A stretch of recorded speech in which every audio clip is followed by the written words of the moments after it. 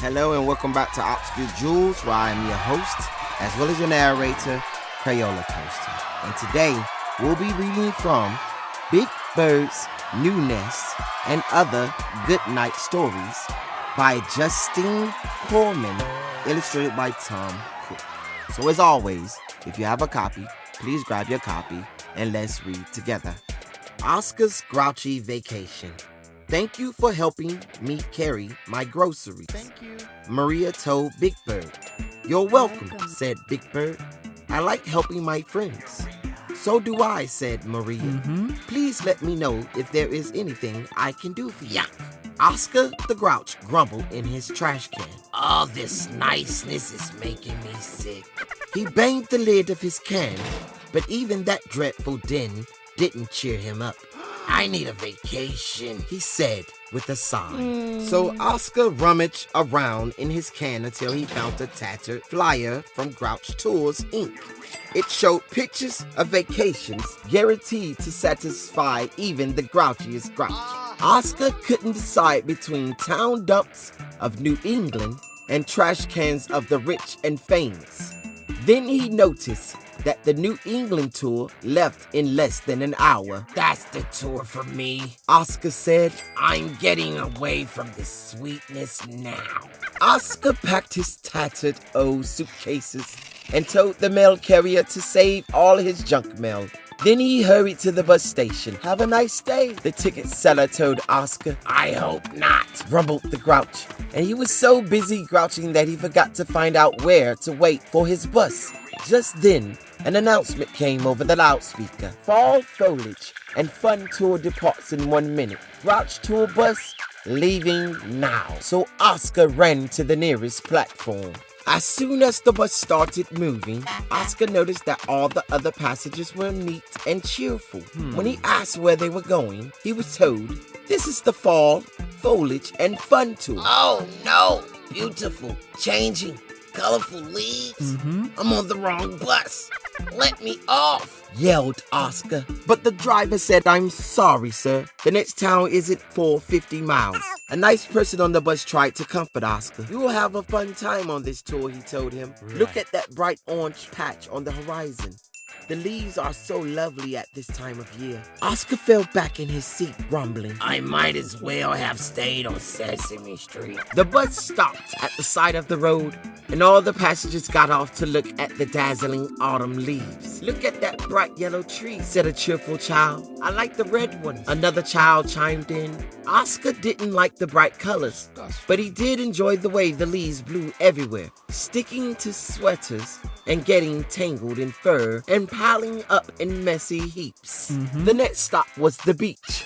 Oscar ignored the glittering ocean waves and the white sand. Instead, he looked for litter and old soda bottles in the dunes. He watched the seagulls break open mussels on the rocks, scattering shells everywhere, and he liked the seaweed the waves left behind. When the tour stopped at a farm stand, Oscar couldn't find anything at all to please the Grouch. There were neat pyramids of fresh apples and pears, carefully arranged jugs of apple juice, and shelves of homemade jams, jellies, and pies. It was enough to make a Grouch scream. Oscar took a deep breath. Suddenly, he smelled something that made his grouchy heart leap with glee. It was the smoky smell of burning trash. Oscar followed the smell to the town. There he saw a group of grouches eagerly sifting and searching through heaps of abandoned bicycles, broken toasters, and beat-up egg beaters. They were looking for grouchy souvenirs. Nearby, he saw a rusty bus with a sign that said Grouch Tours on the front and have a grouchy day on the side. It's my group, Oscar exclaimed, and he ran toward the other grouches. They growled gloom greetings and welcomed Oscar into the Grouch Tour group. Oscar ran from heap to heap, up to his fuzzy elbows in New England trash. Soon his fur was covered in soot. Now this is my kind of vacation, Oscar said, sighing. Maybe tomorrow will be even worse. Big Bird's New Nest. Thanks for helping me move, Snuffy. Thank you. Big Bird told his friend Mr. Snuffleupagus. You're welcome, replied Snuffy. I wish I could stay and help you settle in. but we're planning a surprise party for my sister, Alice, and I need to hurry home. Big Bird waved goodbye to Mr. Snuffleupagus and then looked around at his new home. It was full of bags, boxes, and suitcases. Well, I'd better start unpacking, Big Bird said out loud. So Big Bird moved his giant bed of twigs into a cozy corner. There, now the morning sun will peep over the fence and say, Good morning, Big Bird. It's time to wake up. Big Bird looked around, but my new home doesn't feel like a home yet, he said. I know, said Big Bird. My new home looks like a home, but it doesn't sound like a home. So Big Bird searched through a big box marked records and found his favorite chirp around the clock. He put it on the record player and chirped and hummed along. While Big Bird listened to the music, he unpacked more boxes and bags. He moved his night table next to his bed. He found his reading lamp and put that on his night table. He tucked away his writing notebooks and a can of sharpening crayons on a little shelf over the bed. Big Bird felt better. Somehow his new place still was not home. So Big Bird searched through a box marked kitchen.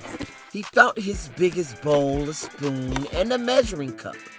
Then he mixed a batch of his special chocolate chip cookies.